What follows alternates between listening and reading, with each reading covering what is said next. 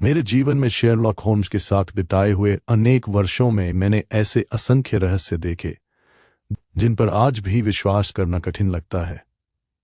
कुछ मामलों में उसकी अद्भुत तर्क शक्ति ने मुझे विस्मित किया, तो कुछ में उसकी धैर्य और साहस ने। किंतु जिस घटना का वर्णन मैं अब करने जा रहा हूं वह उन सब में सबसे विचित्र थी।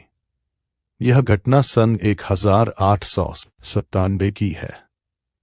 आज इतने वर्षों बाद भी जब कभी लंदन की सर्द रातों में कोहरा बेकर स्ट्रीट की खिड़कियों से टकराता है, तब मुझे ब्लैकमोर मैनर का वह भयावह मामला याद आ जाता है। नवंबर का अंतिम सप्ताह था। उस दिन सुबह से ही लंदन पर धुंध की मोटी चादर फैली हुई थी। गैस लैंपों की रोशनी भी मुश्किल से कुछ गज आगे तक पहुंच पा रही थी। मैं बैठक में बैठा चिकित्सा संबंधी एक लेख पढ़ रहा था। उधर होम्स अपने प्रिय सोफे पर लेटा हुआ छत की ओर देख रहा था। उसके पास वायलिन रखा था, लेकिन वह कई घंटों से उसे छुआ भी नहीं था। मैं उसे अच्छी तरह जानता था। जब किसी कठिन समस्या का अभाव होता तब उसका स्वभाव अत्यंत बेचैन हो उठता। अचानक उसने बिना मेरी ओर देखे कहा, वॉटसन जी, क्या तुम्हें नहीं लगता कि लंदन आजकल कुछ अधिक ही शांत हो गया है? मैं मुस्कुरा दिया। क्या तुम चाहते हो कि शहर में रोज हत्या हो? नहीं, उसने पाइप उठाते हुए कहा। लेकिन बुद्धि को जीवित रखने के लिए समय समय पर किसी कठिन पहेली का मिलना आवश्यक है। मैं कुछ उत्तर देता। उससे पहले नीचे से तेज कदमों की आवाज सुनाई दी। कुछ ही क्षण बाद श्रीमती हडसन ने दरवाजा खटखटाया। मिस्टर होम्स, स्कॉटलैंड यार्ड से इंस्पेक्टर लेस्ट्रेड आए हैं। होम्स तुरंत उठ बैठा। उसकी आंखों की नीरसता एक पल में गायब हो चुकी थी। इंस्पेक्टर लेस्ट्रेड भीतर आए। उनके चेहरे पर सामान्य दिनों जैसी आत्मविश्वास भरी मुस्कान नहीं थी। उन्होंने एक कुर्सी पर बैठते हुए कहा, होम्स, इस बार मुझे सचमुच आपकी सहायता चाहिए। होम्स ने पाइप एक ओर रखते हुए कहा, अच्छा, तो मामला रोचक होगा। लेस्ट्रेड ने चमड़े का एक बैग खोला। उसमें से उन्होंने एक एक करके कई वस्तुएं मेज पर रखीं। एक जेब घड़ी, एक फाउंटेन पेन, एक पुराना चमड़े का बटुआ और अंत में आधे से अधिक जला हुआ एक कागज। मैंने उसे ध्यान से देखा। वह किसी पुराने नक्शे का टुकड़ा प्रतीत हो रहा था। उसके नीचे धुंधली स्याही से केवल एक वाक्य बचा था, यह घर सब याद रखता है। बाकी हिस्सा आग में जल चुका था। होम्स ने बिना कुछ कहे अपना आवर्धक शीशा निकाला और लगभग 2 मिनट तक उस कागज को देखता रहा। फिर उसने शांत स्वर में पूछा, मृत व्यक्ति कौन था? Professor Edward Harrington. मैं चौंक पड़ा। यह नाम मेरे लिए नया नहीं था। प्रोफेसर हैरिंगटन इंग्लैंड के प्रसिद्ध इतिहासकार थे। उन्होंने पुराने किलों, हवेलियों और मध्यकालीन स्थापत्य पर अनेक पुस्तकें लिखी थीं। लेस्ट्रेड ने आगे कहा, कल सुबह उनका शव ब्लैकमोर मैनर में मिला। मृत्यु कैसे हुई? ऊपरी मंजिल से गिरने के कारण। पुलिस क्या मानती है? दुर्घटना। और तुम? लेस्ट्रेड ने कुछ क्षण चुप रहकर उत्तर दिया, पहले मैं भी यही मानता था, लेकिन फिर यह नक्शा मिला। होम्स ने पूछा, ब्लैकमोर मैनर? हां, वही हवेली जिसमें 30 वर्ष पहले आग लगी थी। लेस्ट्रेड ने आश्चर्य से उसकी ओर देखा। तुम उसका नाम जानते हो? होम्स मुस्कुराया। मैंने वर्षों पहले उसके बारे में पढ़ा था। कहा जाता है कि उसके मालिक का पूरा परिवार अचानक गायब हो गया था। उसके बाद हवेली कभी आबाद नहीं हुई। मैंने पूछा, प्रोफेसर वहां क्या कर रहे थे? लेस्ट्रेड ने उत्तर दिया, यही सबसे विचित्र बात है। वे पिछले 3 महीनों से उसी हवेली के इतिहास पर शोध कर रहे थे, लेकिन उन्होंने किसी को यह नहीं बताया कि आखिर वे वहां खोज क्या रहे थे। इतना कहकर लेस्ट्रेड ने बैग से एक और वस्तु निकाली। इस बार वह शतरंज का एक काला ऊंट था। उसने उसे होम्स के सामने रख दिया। यह प्रोफेसर की मुट्ठी में मिला। मैंने आश्चर्य से पूछा, क्या वे शतरंज खेलते थे? शायद, लेस्ट्रेड बोला, लेकिन हवेली में शतरंज की कोई बिसात नहीं मिली। होम्स ने मोहरे को हाथ में लिया। कुछ क्षण तक उसे घुमाता रहा, फिर उसकी दृष्टि एक छोटी सी खरोंच पर जाकर टिक गई। उसने बहुत धीमी आवाज में कहा, रोचक। लेस्ट्रेड तुरंत आगे झुक गया। क्या समझे? होम्स ने उत्तर दिया, यह मोहरा पुराना नहीं है। मैंने कहा, लेकिन यह तो वर्षों पुराना लगता है। होम्स मुस्कुराया। ऊपर से, लेकिन इसकी मरम्मत कुछ ही सप्ताह पहले की गई है। कमरे में कुछ क्षण तक सन्नाटा छाया रहा। फिर होम्स ने अचानक पूछा, शव मिलने वाला पहला व्यक्ति कौन था? मैनर का चौकीदार। वहां चौकीदार रहता है? नहीं, वह केवल सप्ताह में 2 बार ये देखने जाता है कि कोई अंदर न घुसा हो। और कल सुबह उसने एक प्रोफेसर का शव देखा। होम्स उठकर खिड़की के पास चला गया। बाहर कोहरा और घना हो चुका था। कुछ देर बाद उसने बिना हमारी ओर देखे कहा, लेस्ट्रेड, क्या हवेली इस समय पुलिस की निगरानी में है? हां। अच्छा, तो हम आज ही ब्लैकमोर मैनर चलेंगे। मैंने घड़ी देखी। शाम होने में अभी 2 घंटे शेष थे। मैंने पूछा, आज ही? होम्स ने मेरी ओर देखा। उसकी आंखों में वही चमक लौट आई थी जिसे मैं किसी नए रहस्य की शुरुआत का संकेत मानता था। उसने केवल इतना कहा, वॉटसन, मुझे पूरा विश्वास है कि प्रोफेसर हैरिंगटन की मृत्यु दुर्घटना नहीं है, और यदि मैं गलत नहीं हूं तो ब्लैकमोर मैनर में अभी भी कोई हमारा इंतजार कर रहा है। उसी रात हम लंदन से यॉर्कशायर जाने वाली अंतिम रेलगाड़ी में सवार हुए। इंस्पेक्टर लेस्ट्रेड पहले से ही हमारे लिए टिकटों की व्यवस्था कर चुके थे। नवंबर की ठंडी रात थी। रेलगाड़ी की खिड़की के बाहर केवल धुंध दिखाई दे रही थी और बीच बीच में दूर किसी गांव की टिमटिमाती रोशनी। मैंने देखा कि होम्स पूरी यात्रा के दौरान असामान्य रूप से शांत था। वह बार बार अपनी जेब से वही जला हुआ नक्शा निकालता, उसे ध्यान से देखता और फिर बिना कुछ कहे वापस रख देता। आखिर मुझसे रहा नहीं गया। होम्स, हां वॉटसन, तुम पिछले 2 घंटे से उसी कागज को देख रहे हो। उसमें ऐसा क्या है जो मैं नहीं देख पा रहा? उसने हल्की मुस्कान के साथ उत्तर दिया, तुम शब्द पढ़ रहे हो और मैं कागज पढ़ रहा हूं। मैं उसकी बात समझ नहीं पाया। सुबह लगभग 6 बजे हम छोटे से रेलवे स्टेशन ब्लैकमोर हॉल्ट पहुंचे। स्टेशन पर केवल एक बूढ़ा स्टेशन मास्टर मौजूद था। उसने हमारा सामान नीचे रखते हुए पूछा, आप लोग मैनर जा रहे हैं? लेस्ट्रेड ने सिर हिलाया। बूढ़े के चेहरे का रंग बदल गया। साहब, सूरज ढलने से पहले वापस लौट आइएगा। मैं मुस्कुरा पड़ा। क्या वहां भूत रहते हैं? वृद्ध ने मेरी ओर देखा। मैंने ऐसा नहीं कहा। फिर, जो लोग रात में वहां जाते हैं वे सुबह पहले जैसे नहीं लौटते। होम्स ने शांत स्वर में पूछा, आपने स्वयं देखा है? नहीं। तो यह बात किसने कही? वृद्ध कुछ क्षण चुप रहा, फिर बोला, पूरा इलाका यही कहता है। स्टेशन से बाहर निकलते ही होम्स ने धीरे से मुझसे कहा, वॉटसन, याद रखना, जब किसी गांव में हर आदमी एक जैसी कहानी सुनाए तो समझो कहानी सच कम और आदत ज्यादा होती है। मैनर तक पहुंचने के लिए लगभग 2 मील पैदल चलना पड़ा। रास्ता घने जंगल से होकर जाता था।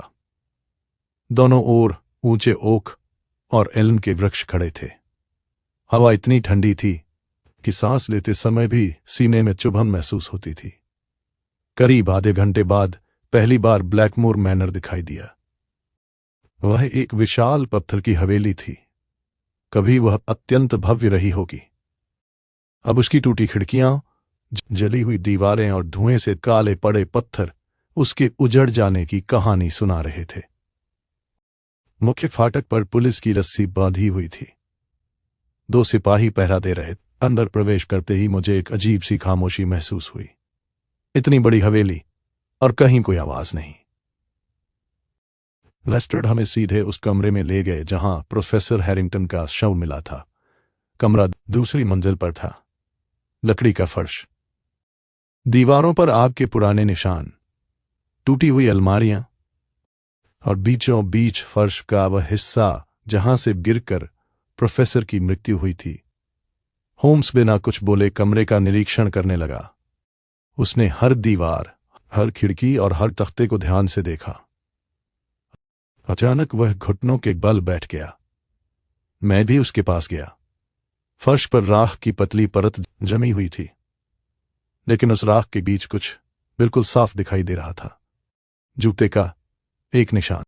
मैंने कहा, यह तो पुलिस का भी हो सकता है। होम्स ने सिर हिलाया। नहीं। क्यों? पुलिस के जूतों की एड़ी लोहे की होती है। इस निशान में लोहे का कोई चिन्ह नहीं। लेस्ट्रेड तुरंत झुक गए। तो यह प्रोफेसर के अलावा किसी दूसरे आदमी का निशान है।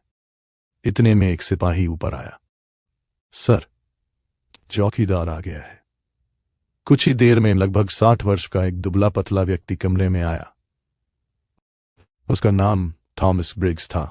यही वो आदमी था जिसने सबसे पहले शव देखा था। होम्स ने उससे पूछा, तुम यहां कितने वर्षों से आते हो? लगभग 15 साल से। क्या कभी किसी को अंदर आते देखा? नहीं साहब। प्रोफेसर हेरिंगटन कितनी बार यहां आए? पिछले महीने में 4 बार, हर बार अकेले। थॉमस ने तुरंत उत्तर नहीं दिया। कुछ क्षण सोचकर बोला, पहली 3 बार अकेले, लेकिन आखिरी बार शायद नहीं। कमरे में सन्नाटा छा गया। होम्स ने पूछा, शायद? जी। क्यों? क्योंकि मैंने हवेली के बाहर 2 अलग अलग पैरों के निशान देखे थे। तुमने पुलिस को यह बात क्यों नहीं बताई? थॉमस घबरा गया। मुझे लगा शायद वे पुराने निशान होंगे। होम्स ने उसकी आंखों में देखते हुए कहा, नहीं। तुम्हें लगा कि कोई तुम्हारी बात पर विश्वास नहीं करेगा। थॉमस ने धीरे धीरे सिर झुका लिया। होम्स खिड़की तक गया। वहां से पूरा जंगल दिखाई देता था। अचानक उसने खिड़की की चौखट पर हाथ रखा। उसकी उंगलियों पर हल्का सा सफेद चूर्ण लग गया। उसने उसे सूंघा, फिर मुस्कुराया। मैंने पूछा, क्या है? पत्थर की धूल। तो इस कमरे की नहीं। मतलब, जो आदमी यहां आया था वह हवेली के किसी ऐसे हिस्से से होकर आया है जहां हाल ही में पत्थर तोड़े गए हैं। हम नीचे उतर ही रहे थे कि होम्स अचानक रुक गया। मुख्य हॉल की दीवार पर एक बहुत बड़ी पुरानी पेंटिंग टंगी थी, शायद हवेली के पुराने मालिक की। लेकिन होम्स की नजर पेंटिंग पर नहीं, उसके फ्रेम पर गई। फ्रेम के एक कोने पर हल्की सी खरोंच थी, मानो उसे हाल ही में हटाया गया हो। उसने दोनों हाथों से पेंटिंग को थोड़ा सा खिसकाया। मेरे मुंह से अनायास निकला, होम्स। पेंटिंग के पीछे पत्थर की दीवार में एक छोटा सा लोहे का दरवाजा छिपा हुआ था। उस पर वर्षों पुराना जंग लगा था, लेकिन ताले पर धूल नहीं थी।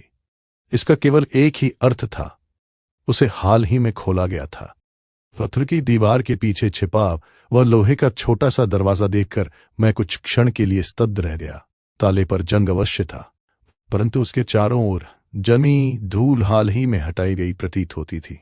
होम्स ने झुककर ताले का निरीक्षण किया। फिर उसने अपनी लंबी उंगली से उस पर हल्का सा स्पर्श किया और बोला, वॉटसन, यदि कोई दरवाजा वर्षों से बंद हो तो उसके ताले पर धूल बराबर जमती है। लेकिन यहां धूल केवल किनारों पर है, बीच का भाग साफ है, अर्थात इसे हाल ही में खोला गया है। लेस्ट्रेड ने तुरंत एक सिपाही को बुलाया। लोहे की छड़ लाओ।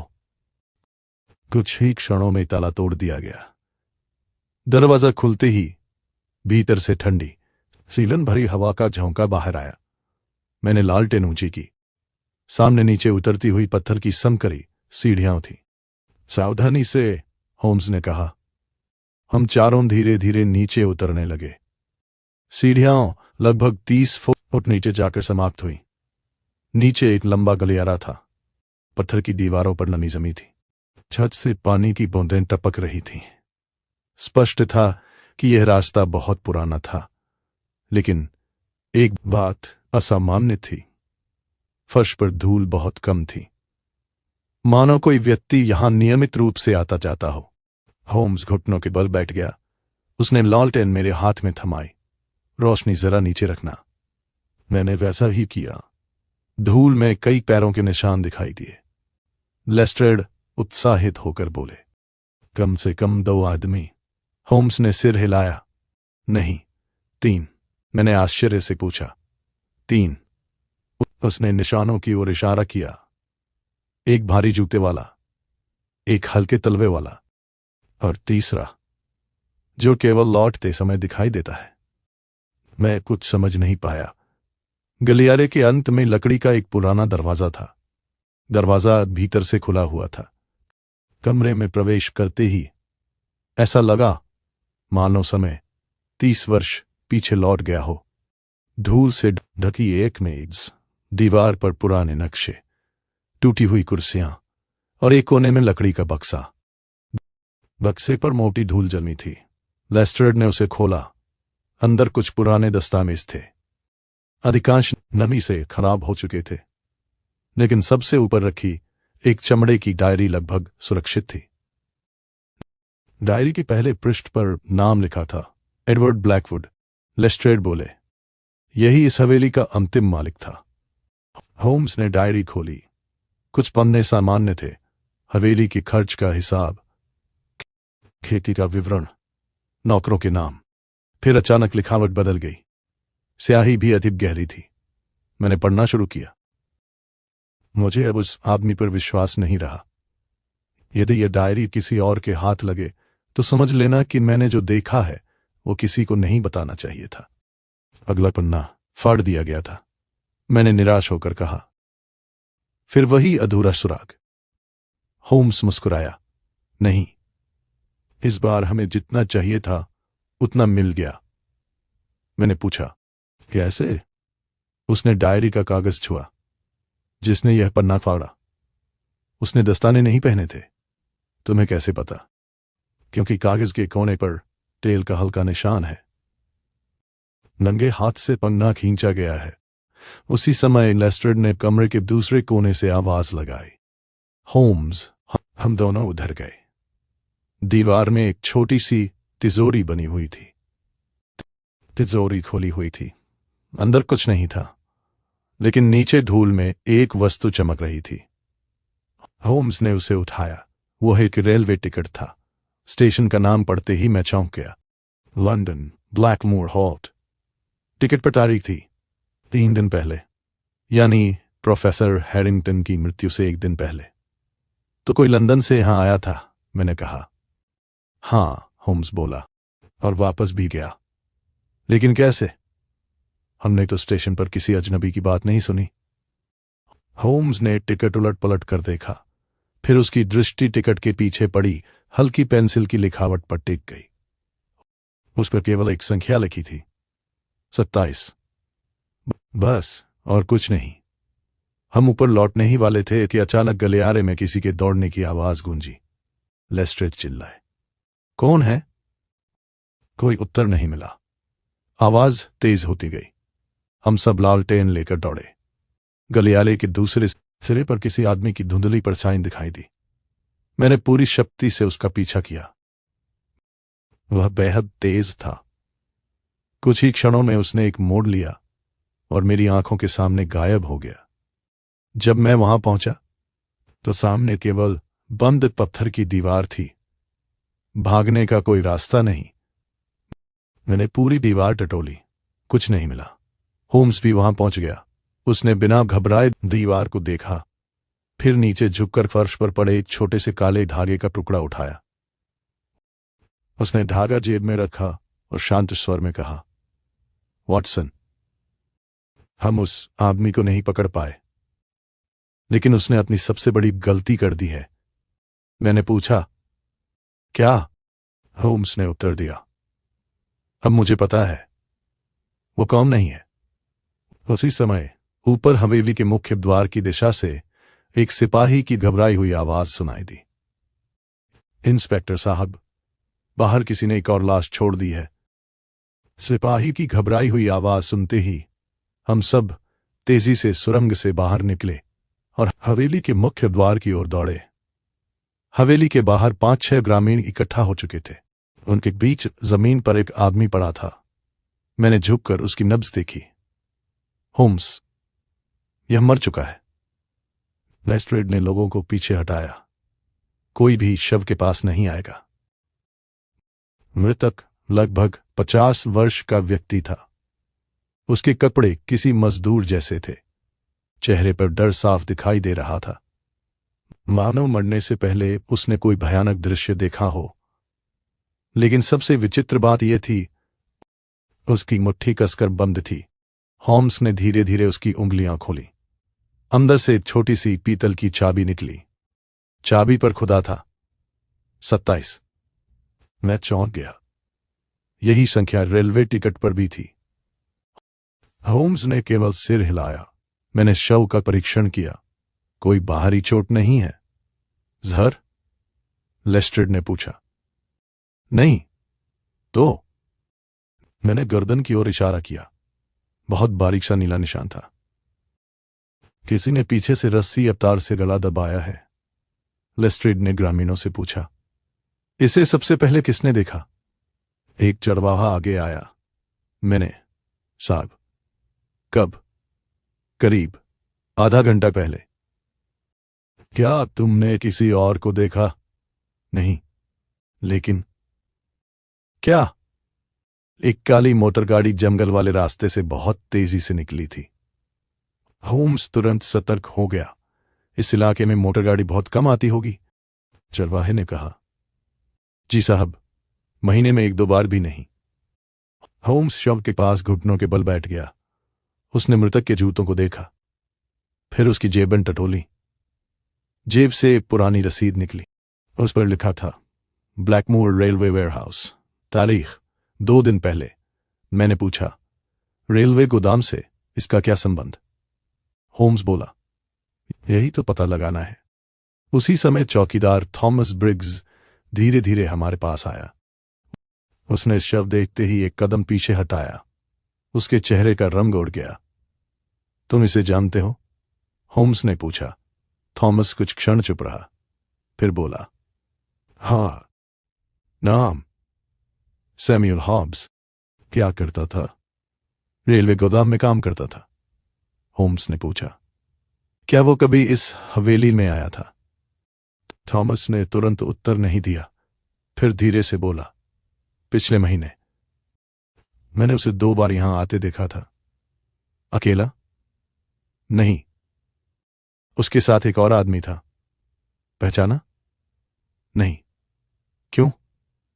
उसने लंबा कोट पहन रखा था और टोपी आंखों तक झुकी हुई थी। लेस्ट्रेड ने कहा, लगता है वही हत्यारा होगा। होम्स मुस्कुराया। नहीं।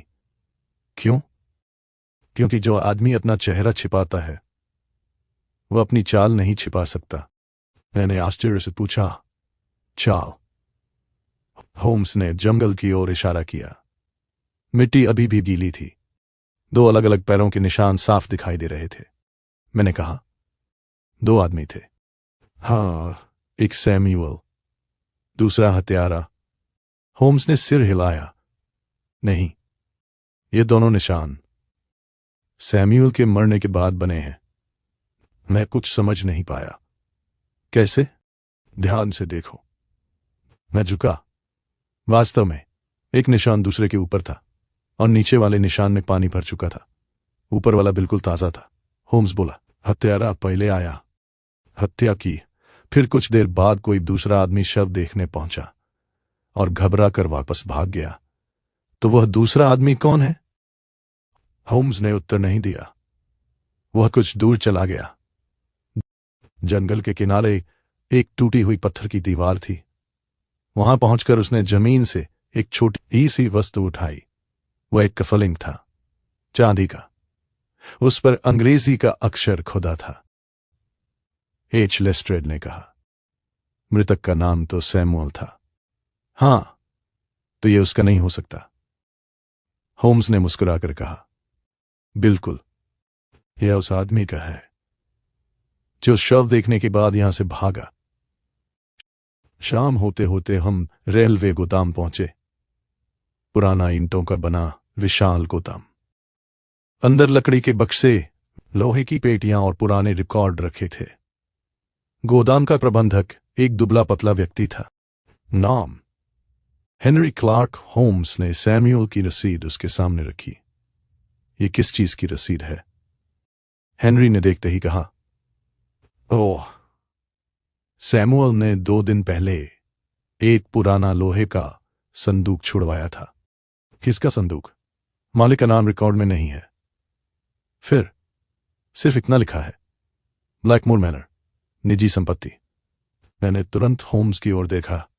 यानी हवेली से कोई पुराना संदूक रेलवे गोदाम में पहुंचा था और अब सैमुअल मर चुका था। होम्स ने शांत स्वर में पूछा, वह संदूक अब कहां है? हेनरी ने इधर उधर देखा। फिर अचानक उसका चेहरा पीला पड़ गया। लेकिन क्या हुआ? वह तो आज सुबह ही कोई ले गया। कमरे में सन्नाटा छा गया। कौन ले गया? हेनरी ने धीरे धीरे उत्तर दिया। जिस आदमी ने रसीद दिखाई उसने अपना नाम बताया था, प्रोफेसर एडवर्ड हैरिंगटन। मैं अवाक रह गया। प्रोफेसर हैरिंगटन तो 3 दिन पहले ही मर चुके थे। रेलवे गोदाम के प्रबंधक हेनरी क्लार्क के अंतिम शब्द सुनकर कमरे में गहरा सन्नाटा छा गया। से अधिक, जिस आदमी ने संदूक लिया उसने अपना नाम प्रोफेसर एडवर्ड हैरिंगटन बताया था। मैंने तुरंत कहा, लेकिन यह असंभव है। प्रोफेसर तो 3 दिन पहले मर चुके हैं। हेनरी घबराकर बोला, साहब, मैंने वही नाम रजिस्टर में लिखा है। मुझे क्या पता था कि वो आदमी मर चुका है। होम्स ने बिना किसी उत्तेजना के रजिस्टर अपनी ओर खींच लिया। उसने नाम पढ़ा, फिर हस्ताक्षर देखे। करीब 1 मिनट तक वह कुछ नहीं बोला। आखिर उसने मुस्कुराकर कहा, लेस्ट्रेड, यह हस्ताक्षर प्रोफेसर हैरिंगटन के नहीं है। मैंने पूछा, तुमने कैसे पहचान लिया? होम्स बोला, क्योंकि प्रोफेसर अपने नाम के अंत में हमेशा लंबी रेखा खींचते थे। यहां नहीं है। जिस आदमी ने हस्ताक्षर की उसने केवल नाम की नकल की है। हेनरी ने तुरंत कहा, लेकिन साहब, उसके पास सभी कागज थे, रसीद भी, चाबी भी, और उसने कहा कि पुलिस ने संदूक वापस करने की अनुमति दे दी है। लेस्ट्रेड झुंझला गए। तुमने पहचान पत्र नहीं देखा? हेनरी शर्मिंदा होकर बोला, नहीं। वह यहां कई बार आ चुका था। मैंने विश्वास कर लिया। वह कैसा दिखता था? होम्स ने पूछा। साधारण आदमी था। दाढ़ी? नहीं। मूछ? हल्की। लंगड़ा कर चलता था? नहीं। बोलने का ढंग? हेनरी कुछ देर सोचता रहा, फिर बोला, वो बहुत कम बोलता था। लेकिन क्या? हर बात के बाद अपनी घड़ी देखता था। गोदाम से बाहर निकलते ही मैंने पूछा, अब क्या? होम्स धीरे धीरे चलते हुए बोला, अब हमारे पास 3 आदमी हैं। पहला प्रोफेसर हैरिंगटन, दूसरा सैमुअल हॉब्स, और तीसरा वह आदमी जिसने प्रोफेसर बनकर संदूक ले लिया। इन तीनों को जोड़ने वाली एक ही चीज है।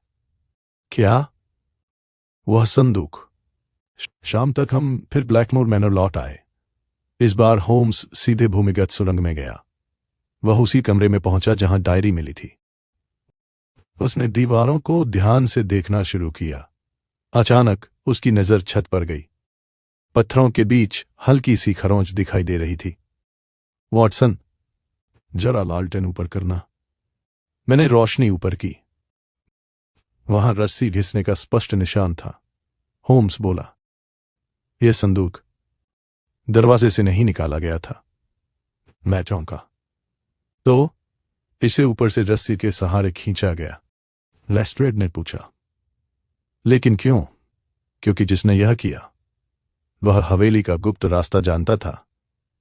इसी बीच एक सिपाही भागता हुआ नीचे आया। सर, क्या हुआ? हवेली के पीछे जंगल में एक घोड़ा बंधा मिला है। हम सब तुरंत बाहर पहुंचे। घोड़ा काफी महंगी नस्ल का था। उसकी काठी पर चमड़े का एक छोटा थैला बंधा था। होम्स ने थैला खोला। अंदर केवल 3 चीजें थीं, एक पुरानी जेब घड़ी, एक चांदी की सीटी और लंदन के एक होटल का बिल। तारीख 2 दिन पहले। होटल का नाम the Kings arms, baker street. मैंने आश्चर्य से कहा, बेकर स्ट्रीट? यानी वो आदमी लंदन से हमारा पीछा कर रहा था? होम्स ने धीरे से उत्तर दिया, नहीं वॉटसन, वो हमारा पीछा नहीं कर रहा था। वह यह सुनिश्चित कर रहा था कि हम यहां तक पहुंचे। रात को हम गांव की सराय में ठहरे। आधी रात के लगभग मेरी आंख खुली। मुझे लगा जैसे बाहर किसी के कदमों की आहट आई हो। मैंने खिड़की खोली। घना कोहरा फैला था। सराय के सामने कोई आदमी खड़ा था। उसने हमारी खिड़की की ओर देखा, फिर मुड़कर सड़क की दूसरी ओर चला गया। मैंने तुरंत होम्स को जगाया। वह बिना एक शब्द बोले उठ खड़ा हुआ। हम दोनों बाहर दौड़े, लेकिन सड़क खाली थी। केवल मिट्टी पर ताजा जूतों के निशान दिखाई दे रहे थे। होम्स घुटनों के बल बैठ गया।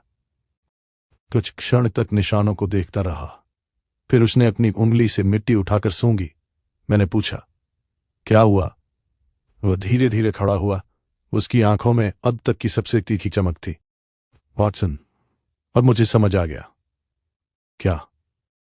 हम अब तक गलत आदमी को खोज रहे थे। मैं स्तब्ध रह गया। मतलब?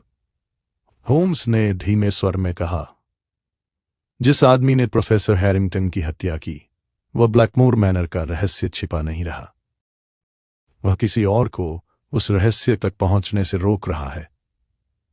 इतना कहकर उसने अपनी जेब से जला हुआ नक्शा निकाला। उसने पहली बार उसे उलटकर देखा।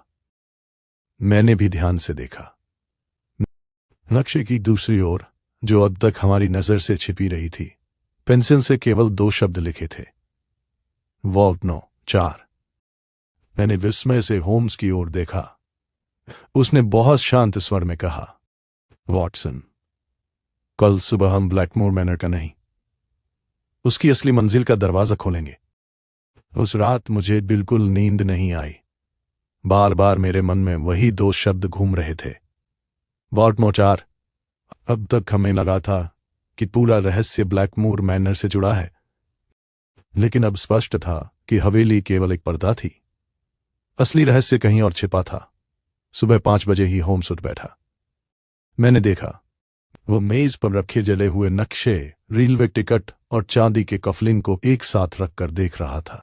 मैंने पूछा, क्या इन तीनों में कोई संबंध है? होम्स ने उत्तर दिया, है, लेकिन वह वस्तुओं का नहीं, समय का संबंध है। मैं उसकी बात समझ नहीं पाया।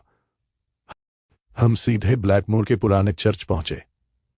यह चर्च हवेली से लगभग आधा मील दूर था। उसके पीछे एक छोटा सा कब्रिस्तान था। कब्रिस्तान के अंत में पत्थर की सीढ़ियां नीचे उतरती थीं। थॉमस ब्रिग्स ने बताया, नीचे पुराने तहखाने हैं। बहुत साल पहले लोग युद्ध के समय सामान छिपाते थे। सीढ़ियां उतरते ही हमें लोहे के कई दरवाजे दिखाई दिए। हर दरवाजे पर एक संख्या लिखी थी, 1, 2, 3 और अंत में 4। होम्स कुछ क्षण तक उस दरवाजे को देखता रहा, फिर बोला, यही है। दरवाजा बाहर से बंद नहीं था। हल्का सा धक्का देते ही खुल गया। भीतर पत्थर का बड़ा सा कमरा था। चारों ओर लकड़ी के पुराने बक्से रखे थे।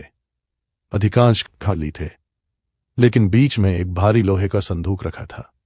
मैंने उत्साह से कहा, यही वो संदूक होगा जो रेलवे गोदाम से गायब हुआ था। होम्स ने सिर हिलाया, हाँ, और जिसने 2 लोगों की जान ले ली। लेस्ट्रेड ने संदूक खोला। अंदर सोना चांदी नहीं था, न कोई खजाना, बल्कि पुरानी फाइलें, अदालती दस्तावेज, जमीन के नक्शे और सबसे ऊपर एक मोटा सा लिफाफा। उस पर लिखा था, यदि यह संदूक खुले तो समझिए कि किसी ने सच खोज लिया है। होम्स ने लिफाफा खोला। अंदर कई पत्र थे। सबसे पहला पत्र एडवर्ड ब्लैकवुड ने लिखा था। मैंने पढ़ना शुरू किया। मेरे परिवार का विनाश किसी अभिशाप से नहीं हुआ। मैंने अपने सबसे विश्वसनीय कर्मचारी पर विश्वास किया और उसी ने मुझे धोखा दिया। यदि कभी कोई इस संदूक तक पहुंचे तो हत्यारे के परिवार को दोष मत देना। मैंने पढ़ना रोक दिया। हत्यारे का परिवार, होम्स ने धीरे से कहा। यही इस पूरे रहस्य की कुंजी है। तभी तहखाने के बाहर किसी के कदमों की आवाज सुनाई दी। हम सब एकदम सतर्क हो गए। कदम धीरे धीरे दरवाजे तक आए, फिर अचानक रुक गए। होम्स ने फुसफुसाकर कहा, लालटेन बुझा दो। पूरा कमरा अंधेरे में डूब गया। कुछ क्षण तक सन्नाटा रहा। फिर किसी ने दरवाजा थोड़ा सा खोला। एक आदमी हाथ में टॉर्च लिए भीतर आया। वह सीधे संदूक की ओर बढ़ रहा था। उसे यह आभास भी नहीं था कि हम कमरे में मौजूद हैं। जब वो संदूक के पास पहुंचा, होम्स ने अचानक लालटेन जला दी। तेज रोशनी फैल गई। वह आदमी घबरा गया, मुड़कर भागने लगा, लेकिन लेस्ट्रेड और 2 सिपाहियों ने उसे पकड़ लिया। मैंने पहली बार उसका चेहरा साफ देखा। वह कोई अमीर व्यक्ति नहीं था, न कोई कुलीन, न कोई जमींदार। एक बिल्कुल साधारण आदमी, करीब 40 वर्ष की आयु, साधारण कपड़े, चेहरे पर घबराहट। लेस्ट्रेड ने पूछा, नाम? उसने धीमे स्वर में उत्तर दिया, जॉर्ज मिलर। मैंने होम्स की ओर देखा। यह नाम हमने पहले कभी नहीं सुना था। तुम यहां क्यों आए थे? होम्स ने पूछा। जॉर्ज चुप रहा। क्या तुम प्रोफेसर हैरिंगटन को जानते थे? उसने सिर झुका लिया। हां, सैमुअल हॉब्स है। हां। क्या तुमने उनकी हत्या की? जॉर्ज ने तुरंत सिर उठाया। नहीं। उसकी आवाज में इतना भय था कि मैं एक क्षण के लिए उलझ गया। यदि यह हत्यारा नहीं तो फिर यह यहां क्या कर रहा था? होम्स उसकी आंखों में देखता रहा, फिर बहुत शांत स्वर में बोला, मैं जानता हूं, तुम हत्यारे नहीं हो। लेस्ट्रेड चौंक पड़े। क्या? होम्स बोला। जॉर्ज केवल एक चीज छिपाने आया था, हत्या नहीं, अतीत। जॉर्ज की आंखों से आंसू निकल आए। मैंने किसी को नहीं मारा। मैं केवल यह नहीं चाहता था कि मेरे दादा का नाम फिर से बदनाम हो। कमरे में गहरा सन्नाटा छा गया। मैंने धीरे से पूछा, तो असली हत्यारा कौन है? होम्स ने संदूक से एक पुरानी तस्वीर उठाई। तस्वीर में ब्लैकवुड परिवार के साथ उनके नौकर भी खड़े थे। उसने तस्वीर पर उंगली रखी। अपराधी इसी तस्वीर में है और वह आज भी जिंदा है। मैंने ध्यान से तस्वीर देखी। चेहरे धुंधले थे, लेकिन उनमें से एक चेहरा मैं पहले भी कहीं देख चुका था। मैं याद करने ही वाला था कि होम्स ने धीरे से कहा, वॉटसन, अब अंत बहुत निकट है। उसी समय तहखाने के बाहर एक गोली चलने की आवाज गूंजी। तहखाने के बाहर चली गोली की आवाज पूरे चर्च में गूंज उठी। लेस्ट्रेड तुरंत 2 सिपाहियों के साथ बाहर दौड़े। मैं भी उनके पीछे जाने ही वाला था कि होम्स ने मेरा हाथ पकड़ लिया। रुको, वॉटसन। लेकिन बाहर कोई भाग रहा है। होम्स ने शांत स्वर में कहा, नहीं, बाहर कोई हमें बाहर बुलाना चाहता है। मैं उसकी ओर देखने लगा। गोली चलने के बाद सामान्य मनुष्य का पहला विचार बाहर दौड़ना होता, लेकिन होम्स बिल्कुल विचलित नहीं हुआ। करीब 1 मिनट बाद लेस्ट्रेड लौटे। कोई नहीं मिला। सिर्फ चर्च के बाहर हवा में गोली चलाई गई थी। होम्स मुस्कुराया। जैसा मैंने सोचा था। जॉर्ज मिलर अब भी कांप रहा था। होम्स उसके सामने बैठ गया। जॉर्ज, यदि तुम सच बोलोगे तो शायद तुम जेल नहीं जाओगे। जॉर्ज ने धीरे धीरे सिर उठाया। मैंने किसी की हत्या नहीं की, मुझे मालूम है। फिर तुम यहां क्या छिपाने आए थे? कुछ क्षण की चुप्पी के बाद उसने उत्तर दिया, वह तस्वीर। उसने कांपते हाथ से उसी पुरानी तस्वीर की ओर इशारा किया। मेरे दादा ब्लैकवुड परिवार के नौकर थे। उन्होंने कोई अपराध नहीं किया था। लेकिन पूरे गांव ने उन्हें गद्दार समझ लिया। मैं नहीं चाहता था कि उनका नाम फिर सामने आए। होम्स ने शांत स्वर में पूछा, क्या तुम्हें पता है कि प्रोफेसर हैरिंगटन क्या खोज रहे थे? जॉर्ज ने सिर हिलाया। हां, उन्हें मालूम हो गया था कि ब्लैकवुड परिवार को किसी नौकर ने नहीं, बल्कि परिवार के ही एक सदस्य ने धोखा दिया था। कमरे में सन्नाटा छा गया। मैंने पूछा, क्या? होम्स ने धीरे धीरे संदूक से एक पुराना दस्तावेज निकाला। वह ब्लैकवुड परिवार की संपत्ति का वसीयतनामा था। उसके नीचे एक नाम लिखा था, रिचर्ड ब्लैकवुड। होम्स बोला, यह एडवर्ड ब्लैकवुड का छोटा भाई था। उसी को पूरी संपत्ति मिलने वाली थी यदि एडवर्ड की मृत्यु हो जाती। मैंने कहा, तो क्या उसी ने? नहीं। होम्स ने मेरी बात बीच में रोक दी। रिचर्ड की मृत्यु तो 30 वर्ष पहले ही हो चुकी थी, लेकिन उसका एक बेटा था। लेस्ट्रेड तुरंत बोले, क्या वो अभी जीवित है? हां। कौन? होम्स ने उत्तर नहीं दिया। वह चर्च की सीढ़ियां चढ़कर ऊपर चला गया। हम सब उसके पीछे पीछे बाहर आए। चर्च के बाहर गांव के लगभग सभी लोग जमा थे। Thomas Briggs, Henry Clarke, station master, कुछ किसान और पुलिस के सिपाही। होम्स ने चारों ओर नजर दौड़ाई, फिर अचानक भीड़ में खड़े एक साधारण से आदमी को देखा। भूरे रंग का कोट, हाथ में औजारों का छोटा बैग, चेहरे पर सामान्य भाव। ऐसा आदमी जिस पर किसी का ध्यान न जाए। होम्स मुस्कुराया। मिस्टर, क्या आप थोड़ा आगे आएंगे? वह आदमी घबरा गया। मैं? जी हां। आपका नाम आर्थर वेल्स है ना? उसने सिर हिलाया। जी, मैं गांव का बढ़ई हूं। मैंने उसे पहले भी देखा था। जब हम पहले दिन हवेली पहुंचे थे, तब वही टूटा हुआ दरवाजा ठीक कर रहा था। उस समय मैंने उस पर ध्यान तक नहीं दिया था। होम्स ने पूछा, आप ब्लैकमोर मैनर में अक्सर जाते हैं? कभी कभी, मरम्मत के लिए। आपको वहां के गुप्त रास्ते मालूम है? आर्थर चुप हो गया। होम्स ने अपनी जेब से वो काला धागा निकाला जो सुरंग में मिला था। फिर आर्थर के एसवारों के बैग से एक मोटी रस्सी निकाली। दोनों धागे बिल्कुल एक जैसे थे। याद है वॉटसन? सुरंग की दीवार पर रस्सी घिसने के निशान थे। वही रस्सी इसी बढ़ई की है। आर्थर ने तुरंत कहा, इससे कुछ साबित नहीं होता। बिल्कुल नहीं, होम्स बोला, लेकिन यह करता है। उसने जेब से चांदी का कफलिंक निकाला जिस पर अंग्रेजी का अक्षर एच खुदा था। यह जंगल में मिला था। तुम्हारा तो नाम आर्थर है, फिर एच क्यों? आर्थर मुस्कुराया, मेरा नहीं होगा। होम्स ने धीरे धीरे उसकी ओर देखा। तुम्हारा नाम आर्थर वेल्स नहीं है। तुम्हारा असली नाम है हेनरी ब्लैकवुड। भीड़ में एकदम सन्नाटा छा गया। लेस्ट्रेड भी स्तब्ध रह गए। आर्थर का चेहरा पीला पड़ गया। तुम रिचर्ड ब्लैकवुड के पोते हो। तुमने वर्षों पहले अपना नाम बदल लिया। गांव में बढ़ई बनकर रहने लगे ताकि कोई तुम्हें पहचान न सके। मैं अवाक रह गया। इतने दिनों तक वो हमारी आंखों के सामने था। हमने उससे कई बार बात भी की, लेकिन कभी संदेह नहीं हुआ।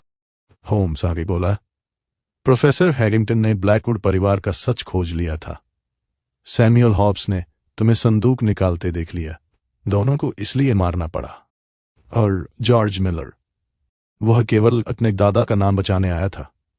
आर्थर कुछ क्षण तक चुप खड़ा रहा, फिर धीमे स्वर में बोला, अगर वह संदूक कभी न खुलता तो कोई कुछ नहीं जान पाता। यही मेरी भूल थी।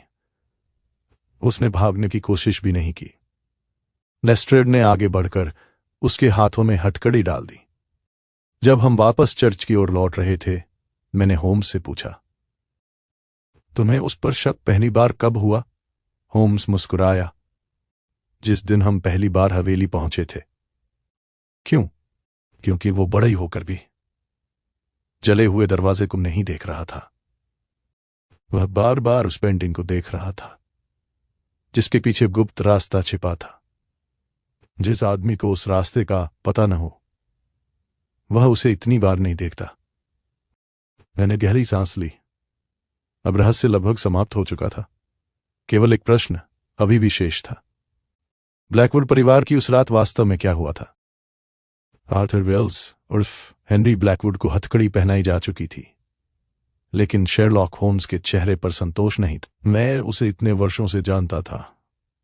जब तक उसके मन का हर प्रश्न हल न हो जाए वह किसी मामले को समाप्त नहीं मानता था।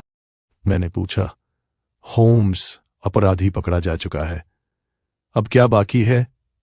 उसने मेरी ओर देखकर कहा, सबसे महत्वपूर्ण बात, सत्य। हम सब फिर उसी तहखाने में लौटे। संदूक अभी भी खुला पड़ा था। होम्स ने उसमें रखे दस्तावेज एक एक करके देखने शुरू की। अचानक उसे नीचे दबा हुआ एक छोटा सा कपड़े का बंडल मिला। उसने सावधानी से खोला। अंदर एक पुराना पत्र था। उस पर मोम की सील अब भी सुरक्षित थी। ऊपर लिखा था, मेरी मृत्यु के बाद ही इसे खोला जाए। हस्ताक्षर एडवर्ड ब्लैकवुड। होम्स ने पत्र मुझे पढ़ने के लिए दिया। मैंने पढ़ना शुरू किया। से अधिक यदि यह पत्र किसी ईमानदार व्यक्ति के हाथ पहुंचे तो मैं चाहता हूं कि मेरे परिवार पर लगे कलंक का अंत हो। जिस रात मैनर में आग लगी उस रात किसी नौकर ने विश्वासघात नहीं किया था। विश्वासघात मेरे अपने भाई रिचर्ड ने किया। उसे लगा कि मैं वसीयत बदलने वाला हूं। उसने मुझे मारने की योजना बनाई, लेकिन आग उसके नियंत्रण से बाहर हो गई। हम दोनों बच निकले, किंतु उसने संसार को यह विश्वास दिला दिया कि पूरा परिवार मर चुका है। मैंने पढ़ना बंद कर दिया। कमरे में ऐसी खामोशी थी कि पानी की टपकती बूंदें भी साफ सुनाई दे रही थीं। हेनरी ब्लैकवुड ने सिर झुका लिया। उसकी आंखें भीग चुकी थीं। मेरे दादा ने कभी हमें यह सच नहीं बताया। उन्होंने केवल इतना कहा कि हमारे परिवार से सब कुछ छीन लिया गया। मैंने बचपन से यही माना कि एडवर्ड ब्लैकवुड ने हमारे साथ अन्याय किया था। होम्स ने शांत स्वर में कहा, यही तुम्हारी सबसे बड़ी भूल थी। तुमने सत्य जानने का प्रयास नहीं किया। तुमने केवल अपने परिवार की कहानी पर विश्वास किया। हेनरी ने कांपती आवाज में पूछा, तो प्रोफेसर हैरिंगटन, उन्हें यह सब कैसे पता चला? होम्स ने उत्तर दिया, उन्होंने ब्रिटिश संग्रहालय में रखे पुराने अभिलेखों की जांच की। फिर उन्हें यह संदूक मिला।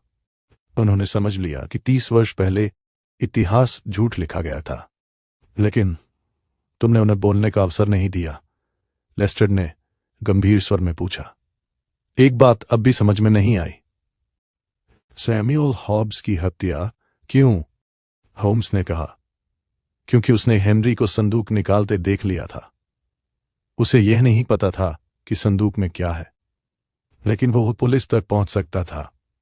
और वह आदमी जो प्रोफेसर बनकर रेलवे गोदान गया था। मैंने पूछा। होम्स मुस्कुराया। वह भी हेनरी था। नकली हस्ताक्षर, टोपी, लंबा कोट और जल्दी जल्दी घड़ी देखने की आदत। हेनरी की वही आदत थी जो हमने पहली बार गांव में देखी थी। मैंने अचानक कहा, लेकिन होम्स, एक बात तो अभी भी रह गई। कौन सी? प्रोफेसर की मुट्ठी में मिला शतरंज का काला ऊंट। उसका क्या अर्थ था? होम्स हल्का सा मुस्कुराया। वॉटसन, वो कोई संदेश नहीं था। क्या? प्रोफेसर हैरिंगटन और हेनरी ब्लैकवुड शतरंज खेल रहे थे। मैं चौंक गया। हत्या से पहले? हां, जब प्रोफेसर को यह यकीन हो गया कि सामने बैठा व्यक्ति ही अपराधी है, तो उन्होंने शतरंज की बिसात से काला ऊंट उठाकर अपनी मुट्ठी में कस लिया। क्यों? क्योंकि अंग्रेजी में बिशप यानी ऊंट ब्लैकमोर चर्च के पास रहने वाले बिशप्स कॉटेज की ओर संकेत करता था। वहीं हेनरी रहता था। प्रोफेसर मरते समय आखिरी सुराग छोड़ गए थे। मैं विस्मय से होम्स को देखता रह गया। 2 दिन बाद हम लंदन लौट रहे थे। रेलगाड़ी की खिड़की से पीछे छूटते जंगलों को देखते हुए मैं पूरे मामले के बारे में सोच रहा था। मैंने कहा, होम्स, हाँ वॉटसन, यदि प्रोफेसर वह शतरंज का मोहरा न पकड़ते तो क्या तुम अपराधी तक पहुंच पाते? होम्स ने कुछ क्षण बाहर देखा, फिर बोला, शायद, लेकिन उसमें अधिक समय लगता। मरते हुए भी एक बुद्धिमान व्यक्ति जीवित लोगों की सहायता कर सकता है। जब हम बेकर स्ट्रीट पहुंचे तो श्रीमती हडसन ने हमेशा की तरह दरवाजा खोला। सब कुछ वैसा ही था जैसा हम छोड़कर गए थे।